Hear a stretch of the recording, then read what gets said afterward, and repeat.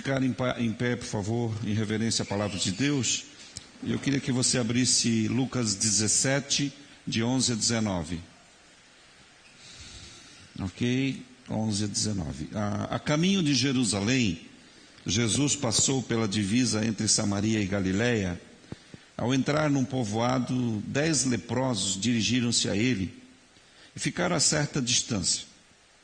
E gritaram em alta voz: Jesus, mestre, tem piedade de nós. Ao vê-los, ele disse: vão mostrar-se aos sacerdotes. Enquanto eles iam, foram purificados. Um deles, quando viu que estava curado, voltou, louvando a Deus em alta voz. Prostrou-se aos pés de Jesus e lhe agradeceu. E este era samaritano.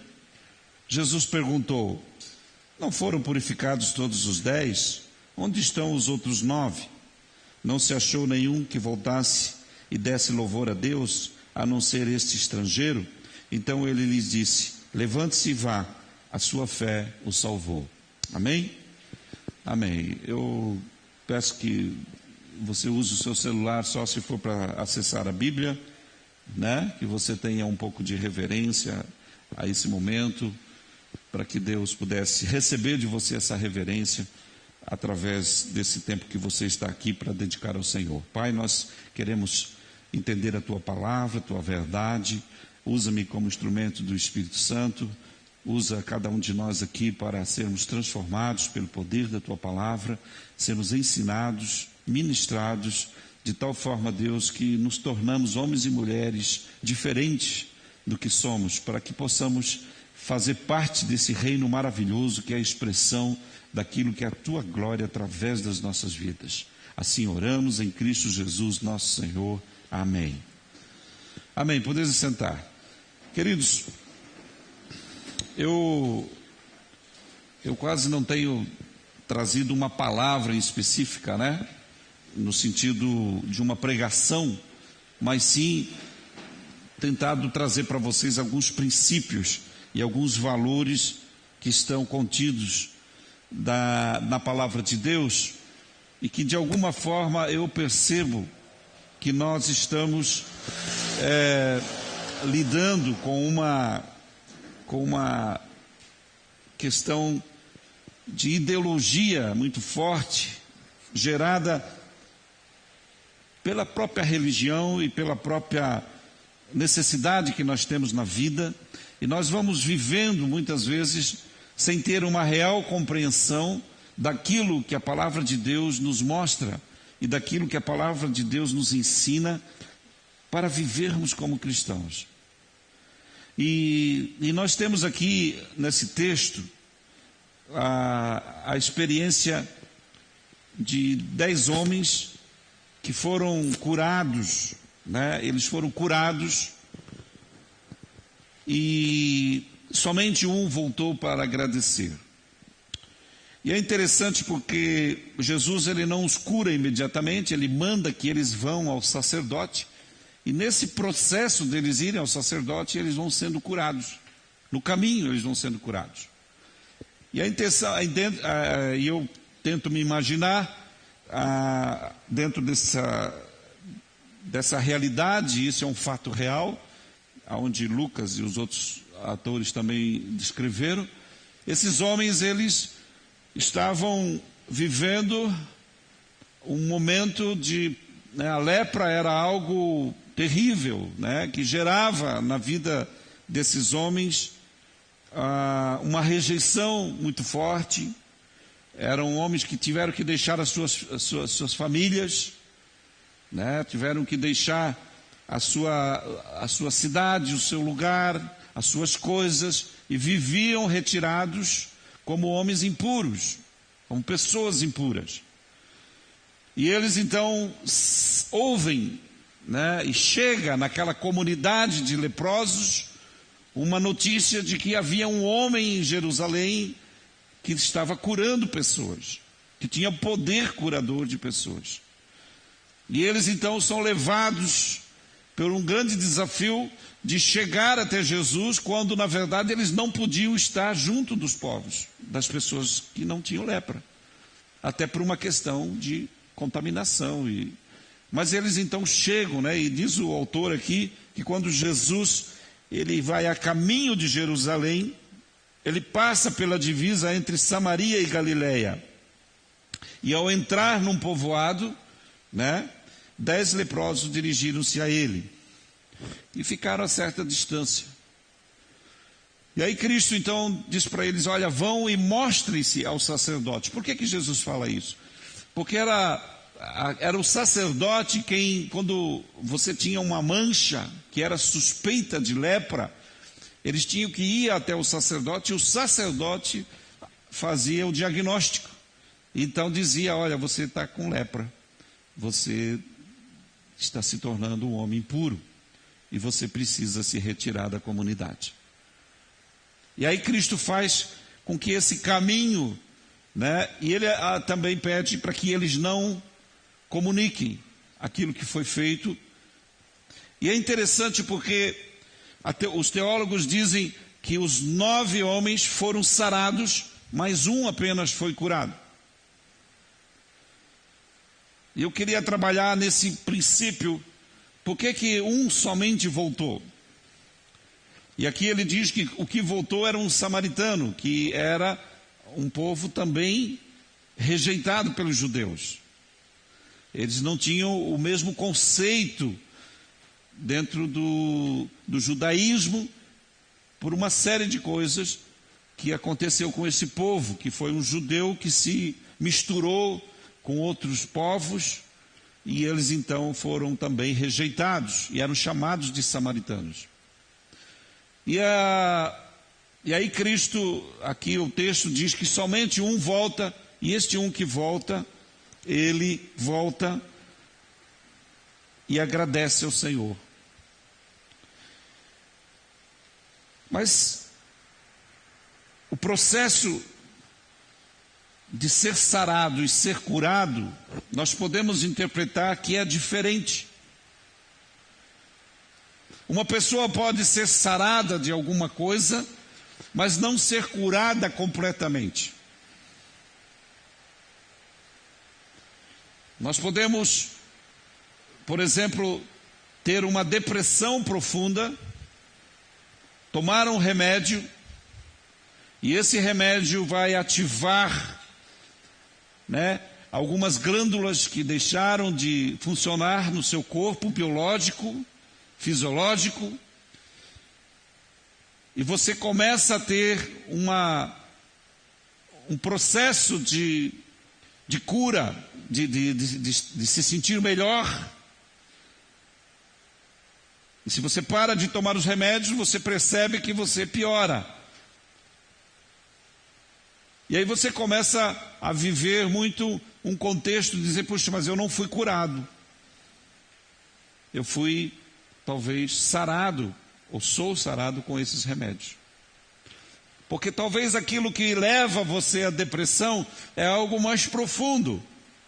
É algo que está num conceito dentro de você, de um trauma, de um conflito existencial, de uma perca, de uma dor profunda, que se não for tratada, você não vai receber, essa pessoa não recebe completamente a cura. E é interessante, queridos, porque a cura, segundo o dicionário, é um processo de maturação. Quando alguém diz assim: esse queijo está curado, ele passou por um processo de maturação. Ele está pronto, mas não está curado, ele está pronto apenas. E muitas vezes nós percebemos que nós vivemos assim, buscamos ser sarados, mas não estamos completamente curados. Por quê? Porque a cura é um processo na vida de um relacionamento com Deus. A perspectiva daquilo que Deus faz na nossa vida é um processo. Esse homem volta para Cristo porque ele diz: eu quero ser curado. Eu fui sarado, eu não tenho mais a lepra, mas eu quero ser curado. E para que eu seja curado, eu quero caminhar com o Senhor. A gente não sabe o que ele falou, mas provavelmente ele disse: eu quero estar mais perto do Senhor. Eu quero viver mais com o Senhor. E essa é a grande verdade, porque nós buscamos Deus por aquilo que nós queremos. Por isso que aqueles 9 receberam o que eles queriam, serem sarados da lepra. E Deus lhes deu, e isso para eles foi o suficiente. Mas Deus, Ele espera de nós que nós o busquemos não por aquilo que nós precisamos e não por aquilo que Deus pode fazer, mas por aquilo que Ele é, e nós podemos ser nele completamente. Vocês estão entendendo? Você pode passar um programa de 6 meses, ser sarado do vício das drogas, mas não totalmente curado. Por quê? Porque a cura é um processo. E por isso a igreja faz parte, por isso nós temos essa igreja que vem trabalhando conceitos de valores de Deus na vida de muitas pessoas. Como que isso é feito? Conversem com o Márcio, converse com o pastor Fábio, converse com o Juliano, converse com o Luiz, converse com tantas pessoas que estão, o próprio Rodrigo, que estão há 8, 9, 10 anos sarados do vício, mas não completamente curados. Porque é um processo. E quando nós olhamos para uma pessoa, nós queremos que ela seja totalmente curada. Mas é um processo. A ciência diz que uma pessoa pode recair 12 vezes após um tratamento. E o que Deus está dizendo é que eu, como seu Deus, eu sou paciente para fazer o processo junto com você. Eu não sou apenas o Deus que você busca num momento e eu manifesto eu atendo o seu pedido e você vai embora e nunca mais me procura. Deus não quer isso conosco. Deus quer caminhar com a gente num processo. Por isso, queridos, que o apóstolo Paulo, ele cita lá, por exemplo, em Romanos capítulo 5,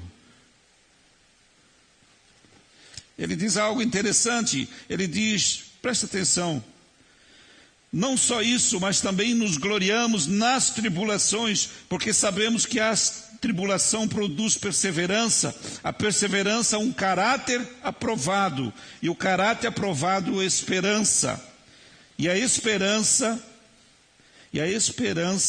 não nos decepciona, porque Deus derramou o seu amor em nossos corações por meio do Espírito Santo que Ele nos concedeu. O apóstolo Tiago também diz lá, tenha bom ânimo ao passardes por aflições, por dificuldades. O processo de Deus às vezes está em nos tratar, em nos mudar, em nos mover através de situações difíceis da vida. E nós temos que entender que muito daquilo que nós passamos é um processo de Deus, onde você vai ter uma experiência, conforme Jó, que disse lá no capítulo 42, ele diz, antes eu te conhecia de ouvir falar, mas agora de contigo andar. É diferente quando você apenas ouve, como esses 10 ouviram. Tem um Cristo, tem um Jesus, tem um homem que anda curando pessoas aqui em Jerusalém. Mas aquele único samaritano que decidiu voltar para caminhar com Cristo, para viver uma intimidade com o Senhor. O conceito que nós temos de fé está na experiência e não na vivência. Por isso que nós não somos transformados. Por isso que nós não mudamos. Nós temos pessoas buscando a Deus no sentido de pedir a Deus, como se Deus não sabe o que está fazendo no mundo. Você já pensou se Deus se movesse pelo que você faz de bom? E Deus só te abençoasse pelo que você faz de bom? Ou se Deus te amaldiçoasse pelo que você faz de ruim, Deus ficaria louco. Mas o processo de Deus Não é pelo que você faz de bom ou de ruim, mas é pelo que Ele é, pelo amor que Ele tem incondicional. Deus não se move pelo que você faz. E nós achamos que às vezes contribuímos para Deus pelo que fazemos. Estamos enganados. Porque aquilo que fazemos não é porque nós merecemos, mas é porque nós entendemos que precisamos viver uma vida aos pés do Senhor. Voltar para agradecer é uma atitude de cura, é uma atitude de buscar um processo na vida. Quando Marta e Maria estão recebendo Jesus em casa, Marta está ansiosa, mexendo com as coisas, preparando a mesa, e Maria está ali sentada aos pés de Jesus. E Marta reclama, e ela diz: Senhor, você não vai falar nada? Eu estou aqui trabalhando, correndo atrás das coisas, e Maria está aí aos seus pés, não me ajuda. O que Jesus lhe disse? Marta, Marta, você anda ansiosa por muitos afazeres. Maria escolheu a melhor parte. Às vezes, queridos, o nosso coração, ele está rendido a uma situação que nós passamos.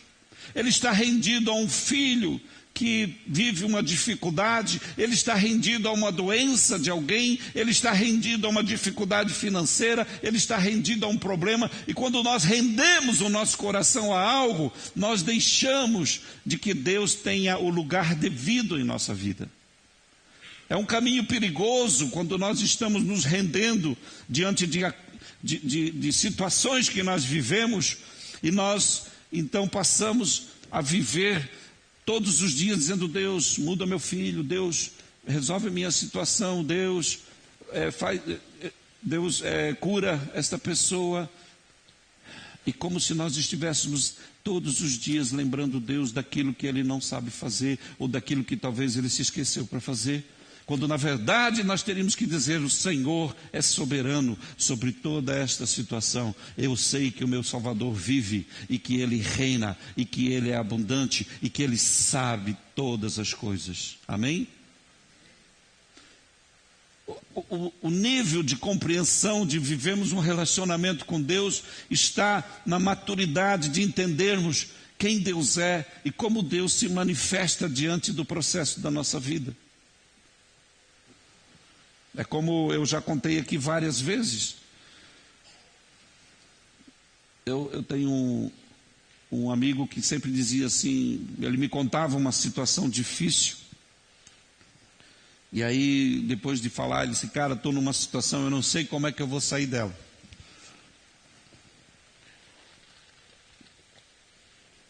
Ele tinha uma empresa de estonagem, de jeans e fazia em roupas, cor, como é que fala?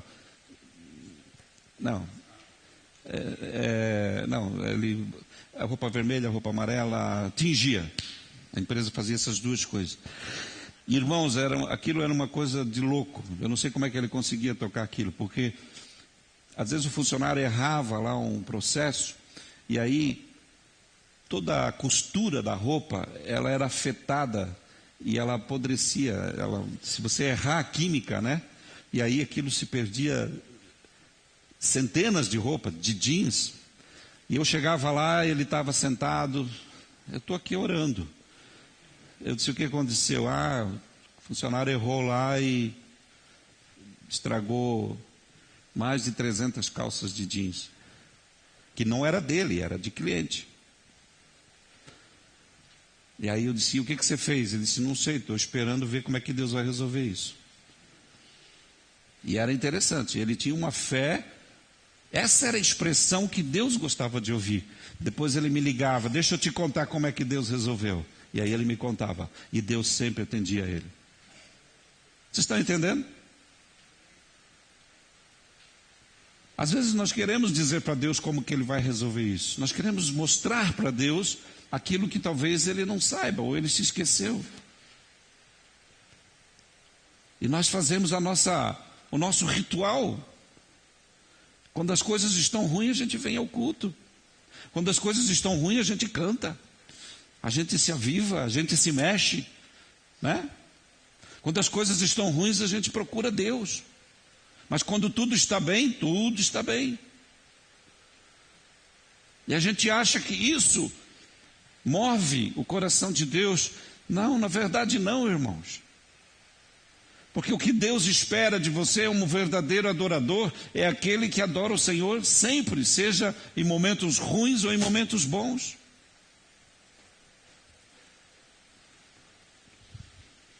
A plenitude daquilo que uma pessoa tem um livro chamado Refúgio Secreto, tem um vídeo também, tem um filme dessa história de uma alemã judia que fala, e ela foi presa no campo de concentração, e ela era cristã, e esse livro conta que aquele lugar foi o lugar, ela diz assim, aquele lugar foi o lugar que Deus me deu para levar esperança aonde só havia morte, para levar vida onde só havia morte, para levar esperança onde não havia nenhuma esperança. E ela dedicou a sua vida e levou muitas pessoas a crer em Deus, a esperar em Deus. E essa mulher, então, ela tem essa experiência maravilhosa de olhar para aquela situação que era um campo de concentração, e todos nós sabemos o que o nazismo fez com isso, onde 150 milhões de pessoas morreram, ou 50 milhões, eu não sei. Eu sei que foram muitos judeus que morreram, e foi o maior extermínio da história da Terra. E nós entendemos que, de repente, alguém ali naquele ambiente tem a fé suficiente para dizer que ali Deus a usaria de forma especial. E esse é o coração de alguém que serve a Deus quando se encontra diante de uma situação, diante de um desafio, e ele diz, isso não pode mudar a minha fé, isso não pode abalar. Eu posso dizer, Deus, está difícil, está doendo, não sei o que fazer. Mas isso não desestrutura quem Deus é na sua vida.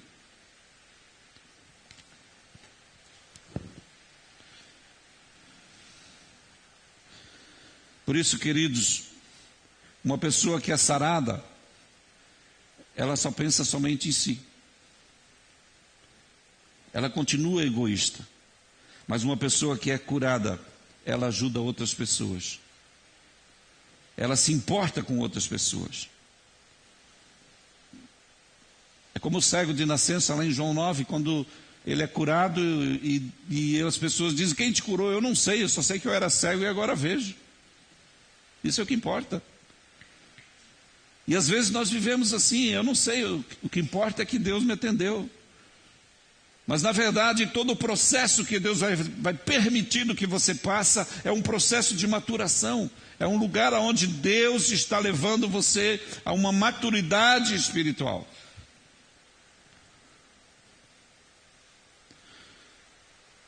E por isso nós muitas vezes buscamos a Deus pelo que precisamos e não pelo que Ele quer fazer. E às vezes essa situação que você passa é justamente a situação em que Deus vai transformar a sua vida. Quando Paulo disse ao Senhor, Senhor, orou 3 vezes para que Deus o tirasse o espinho na carne. O que Jesus disse para ele? A minha graça te basta, porque o meu poder se aperfeiçoa na sua fraqueza.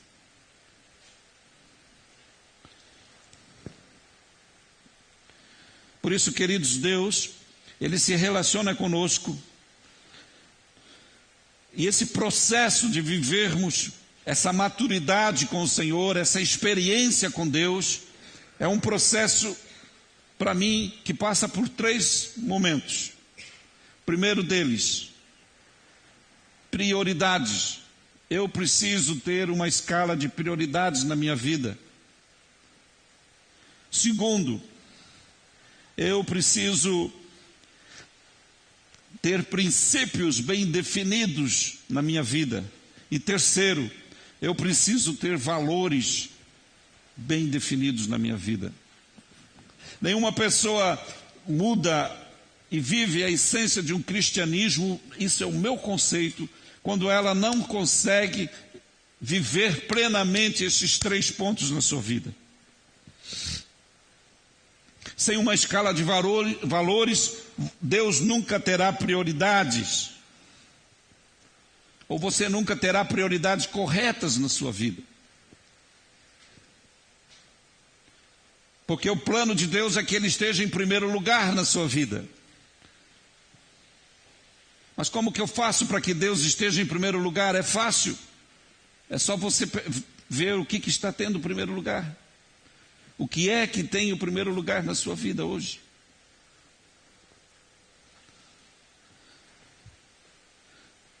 E essa escala de valores para mim foi essencial, porque eu aprendi a entender que Deus está em primeiro lugar, depois estou eu, porque se eu não estiver bem com Deus, eu não estarei bem comigo mesmo. E aí nós entramos naquele texto, quando perguntam a Jesus qual é o maior mandamento, o que Cristo diz? Ama a Deus acima de tudo, ama o teu próximo como a ti mesmo. Esta é a essência do amor e da vida do relacionamento com Deus. Deus acima de tudo e eu em segundo plano, porque eu preciso estar bem comigo e com Deus, para que eu possa estar bem com a minha esposa, para que eu possa estar bem com os meus filhos, para que eu possa estar bem com a minha família. Se não existir uma escala de valores, nós vamos vivendo. Há muitas pessoas que a prioridade da sua vida é o trabalho. E ela justifica, ela diz, eu preciso levar comida para minha casa, eu preciso alimentar os meus filhos. E ela então passa a viver em função do trabalho. Mas nunca deu uma prioridade a Deus. Não tem tempo para Deus, não tem tempo para uma oração, não tem tempo para uma reflexão na palavra. Ela sabe somente trabalhar. Busca os seus recursos, mas não dá dignidade ao seu casamento, à sua esposa, aos seus filhos.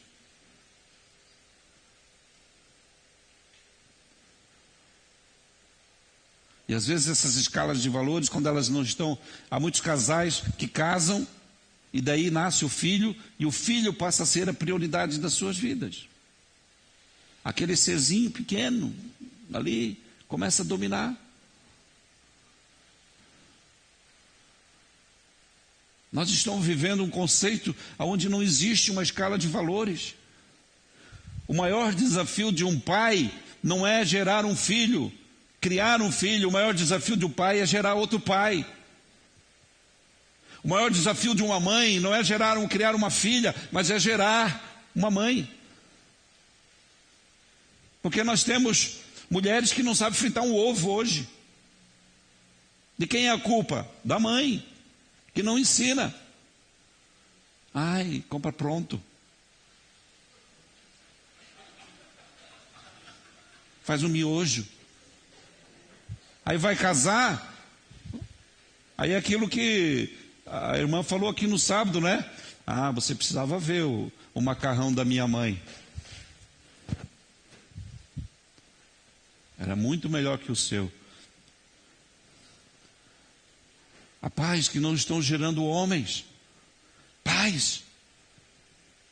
Tem jovens hoje que são uns abobados. Não sabe o que é uma chave de fenda e não sabe o que é uma chave Phillips. Não sabe o que é um alicate, pede um alicate para ele, ele traz uma serra. É verdade, irmãos. Meu pai me ensinou essas coisas. Meu pai me ensinou a lavar um carro. Meu pai me ensinou na porrada. Mas eu aprendi. Hoje, essa é a essência que temos em Deus, de gerarmos pais que vão cuidar dos filhos deles como nós cuidamos dos nossos. Mães que vão cuidar dos seus filhos, da sua casa, como você cuida da sua.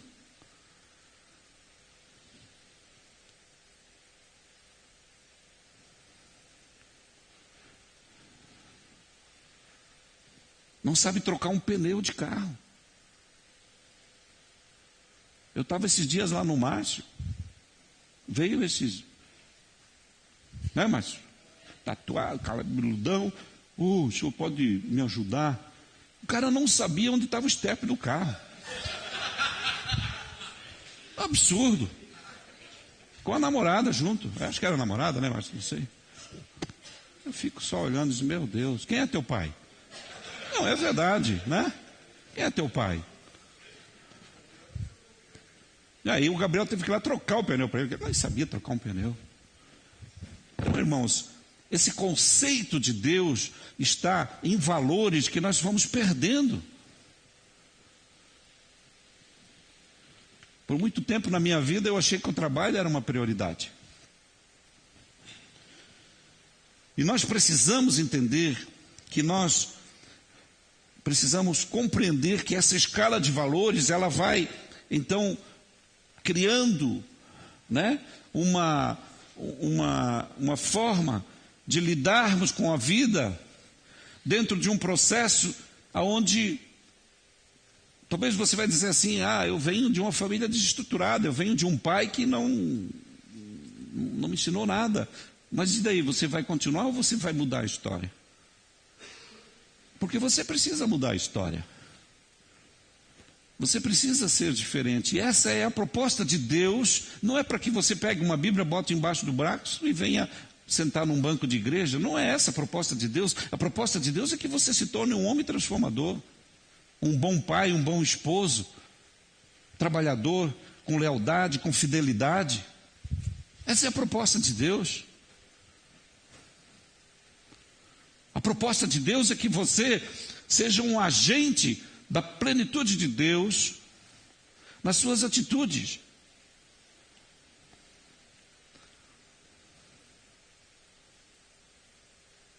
A proposta de Deus é que você mude a sua consciência e não viva apenas por experiência, mas de uma consciência de entendimento de quem Deus é.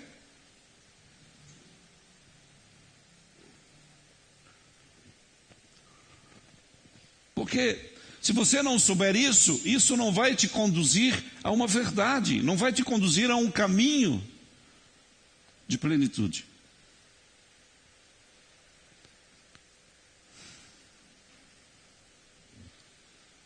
E são essas coisas que vão se encaixando na história da vida e nós vamos ensinando e transformando e construindo. Por que você vem à igreja? Por que você faz um tratamento de 6 meses?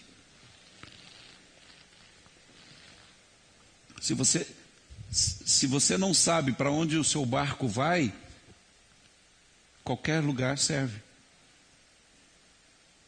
Se você não sabe para onde você vai, qualquer lugar serve.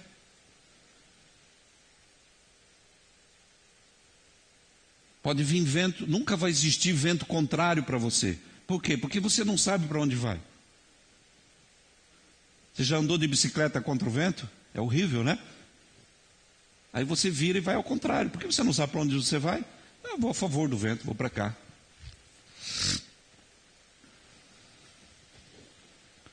A plenitude daquilo que nós precisamos viver está no conceito daquilo que nós entendemos segundo a palavra de Deus nos esclarece. Uma escala de prioridades é uma escala que mostra para nós os valores em que nós temos que viver, sabendo que os nossos filhos precisam de tempo. Os nossos filhos precisam de atenção individualmente.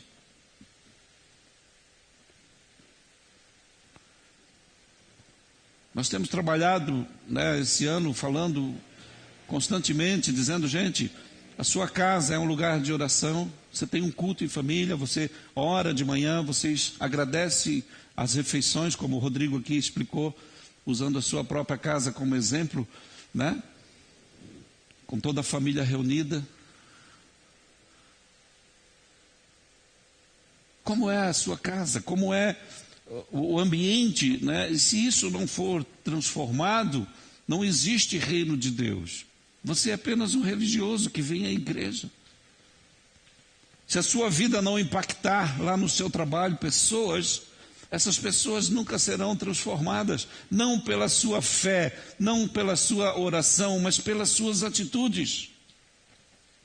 Que as pessoas olhem para você e vejam em você uma atitude diferente. Não mais importante isso do que nos dias em que nós vivemos.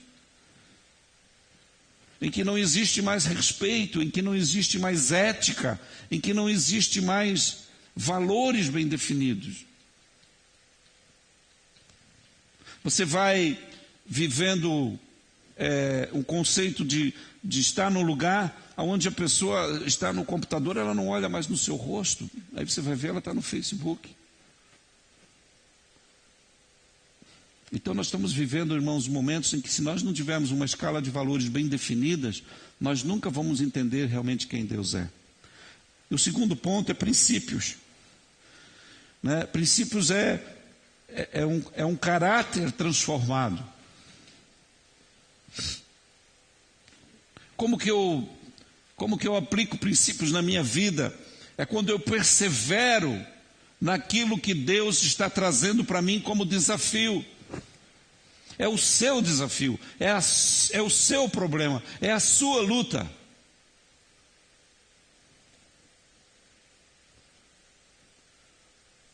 Quando você encara isso dizendo é meu e eu preciso resolver, você para de postergar ou de colocar desculpa ou colocar em cima de outras pessoas. Você passa a viver isso como um desafio seu, porque o Deus que quer trabalhar é você. Não é o seu pai, não é a sua mãe, não é o seu filho, é você. Então, quando nós entendemos isso, que o nosso caráter está sendo moldado, está sendo transformado, nós entendemos que o princípio de Deus é ativo, numa forma. Deus é terapeuta, Deus age de forma em que nós não entendemos e não compreendemos, mas Ele está agindo, porque Ele nos conhece mais do que nós nos conhecemos. Então, muito daquilo que nós passamos na vida é um processo de Deus para nos tratar o caráter.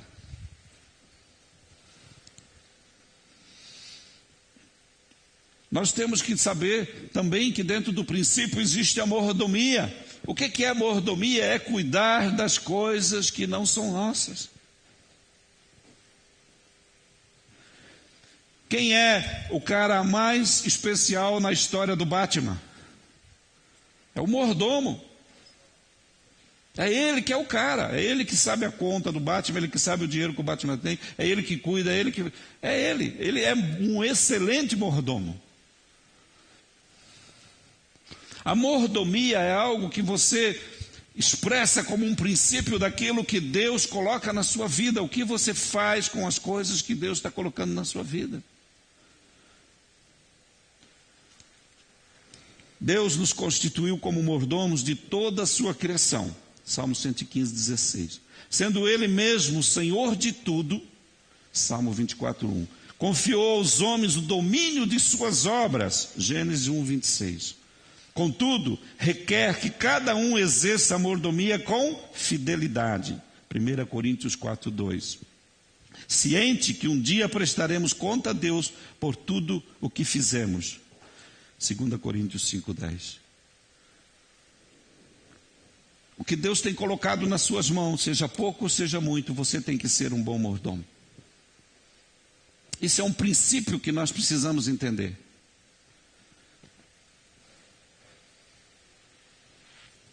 Eu não sei, eu não dou dízimo, eu não dou oferta, eu não...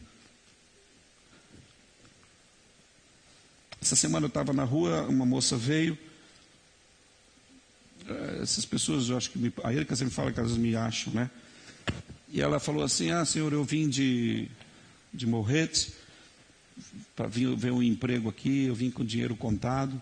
Uma moça assim simples, bem vestida. A gente sabe assim que, né? E eu não consegui um emprego, não deu certo, e eu preciso de ajuda para voltar. E eu então dei um valor para ela, uma oferta. E eu sempre faço isso, irmãos, porque a palavra de Deus diz: dá a quem te pede. O princípio de que se ela está mentindo ou ela está enganando é sobre ela e não sobre mim. Porque o princípio que Deus vai agir na minha vida é pela oferta que eu dei a ela. Amém? Quando nós entendemos isso, nós vamos entender que o princípio ativo de Deus não é pelo que você julga, se dá ou não dá, se faz. Eu já falei para vocês, se você tem dificuldade em dar o dízimo, não dê. Se você acha, não dê. Não traz migalha, por favor. Traz aquilo que você entende que é de honra e que é o melhor que você tem. Amém? Esse é o princípio. Porque a bênção não está aqui, a bênção está em você. Está naquilo que você recebe. A bênção está em você, naquilo que você recebe, naquilo que você precisa entender que os princípios de Deus se movem de forma contrária à nossa mente. Quando Deus diz, perdoa a quem te ofende, ora por quem te persegue, é o contrário. Nós queremos vingar quem nos ofende. Nós queremos matar quem nos persegue. Mas o princípio de Deus funciona ao contrário, é uma força proativa que funciona ao contrário. Então, quando você tem uma situação e você racionalmente vai agir, pense que Deus age diferente. Sempre Deus age diferente. Há uma força contrária que funciona de forma especial. Eu fiz um curso de moto, eu tinha uma moto grande, e o cara ensinou que quando nós entrávamos numa curva, a gente não devia virar o guidão assim, a gente devia fazer a força ao contrário. Quanto maior a curva, mais força ao contrário. A moto fica em pé. É uma força contrária. É um princípio que funciona. Os princípios, eles só funcionam porque eles são contrários àquilo. Então, muito daquilo que você está buscando racionalmente fazer, Deus está dizendo, eu tenho uma forma contrária para fazer isso funcionar na sua vida. Os princípios também estão no autogoverno. Já não sou mais eu, diz o apóstolo Paulo, que vivo, mas Cristo vive em mim. E esse viver, eu vivo pela fé no Filho de Deus que me amou e se entregou por mim. Gálatas 2:20. Por isso, a fé é a percepção das coisas espirituais. O autogoverno. O que é o autogoverno? É Deus está no controle. Eu sei que Deus está no controle. Como é bom a gente lidar com pessoas equilibradas. Como é bom a gente lidar com pessoas que sabem quem Deus é, diante do momento que estão vivendo na vida. E por último, irmãos, semear e colher. Conforme o texto que o Rodrigo leu hoje aqui, né, aquilo que semeamos também colheremos. Então a vida é um processo de semeadura. Eu quero dizer uma coisa para vocês: valores. São 3 coisas que funcionam: prioridades, princípios e valores. Pare de dar preço às coisas. Agradeça mais. Nós compramos aquilo que tem preço, mas conquistamos aquilo que tem valor. Nós compramos aquilo que tem preço, mas conquistamos aquilo que tem valor. Talvez o seu relacionamento, talvez uma situação da sua vida, não é o preço que determina, mas é a forma como você conquista isso. Tudo aquilo que você conquistou na vida, que você conquistou. Nós fizemos uma visita aos pais do Diego num desses meses, e a mãe do Diego estava contando a história dela, quando vieram do interior para a cidade, e tudo que eles conquistaram, trabalhando como diarista, ele de empregado, e foram, porque tudo aquilo que você conquista tem valor, não tem preço, tem valor, tem uma história, tem uma cicatriz para mostrar, tem uma dúvida para falar, tem uma tristeza para contar, porque foi difícil. Tudo aquilo que você conquista tem valor, mas tudo aquilo que você compra com preço, que de repente o seu pai deu dinheiro para você ir lá e comprar, e você nem sabe quanto que saiu para pagar aquilo.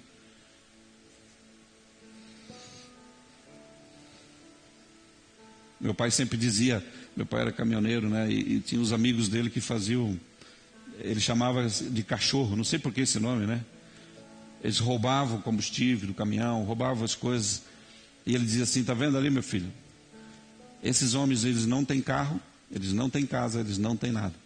Estão sempre roubando da empresa. Meu pai nunca fez isso.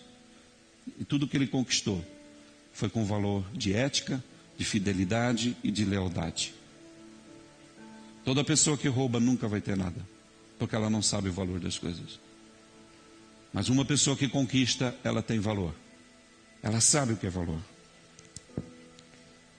Deus não existe para preencher as suas expectativas. Se Ele fizer isto, Ele nunca vai transformá-lo.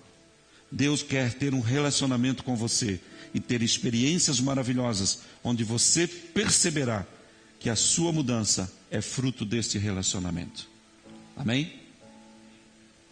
A sua mudança, não a sua cura, não a sua enfermidade, mas a sua mudança é fruto de um relacionamento com Deus.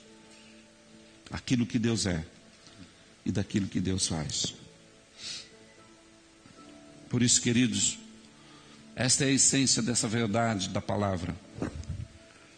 Aquele que voltou, os 9 que foram, deram preço. Mas o que voltou, disse: tem valor isso. Qual é o valor? E Deus, Ele diz: o valor é a sua vida, juntamente com a minha vida. Eu queria que você hoje pensasse nas expectativas do seu coração. Amanhã é segunda-feira e a gente começa a pensar nos desafios que nós temos, cada um de nós. Nos desafios com os nossos negócios, com o nosso trabalho, com a nossa saúde, eu não sei. Nos desafios que nós temos.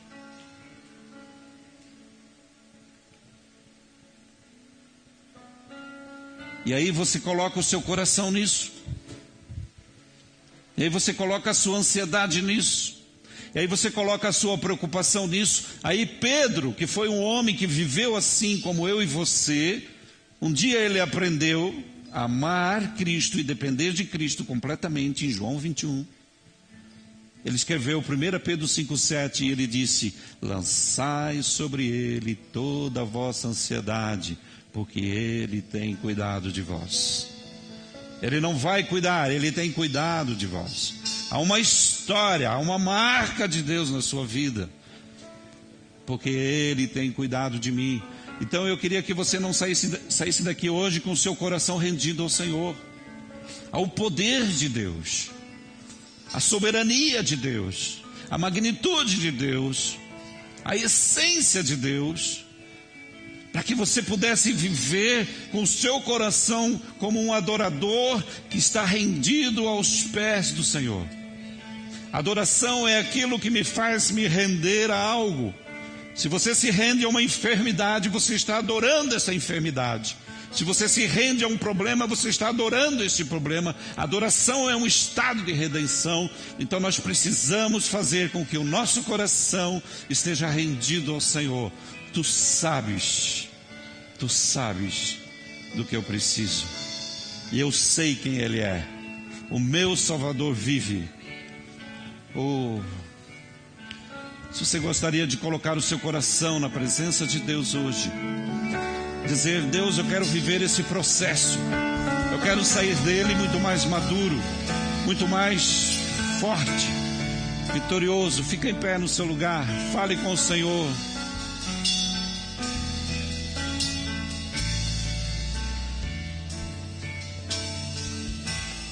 Tudo está preparado aqui, a casa e o meu coração também. Tu és o único motivo que me fez chegar.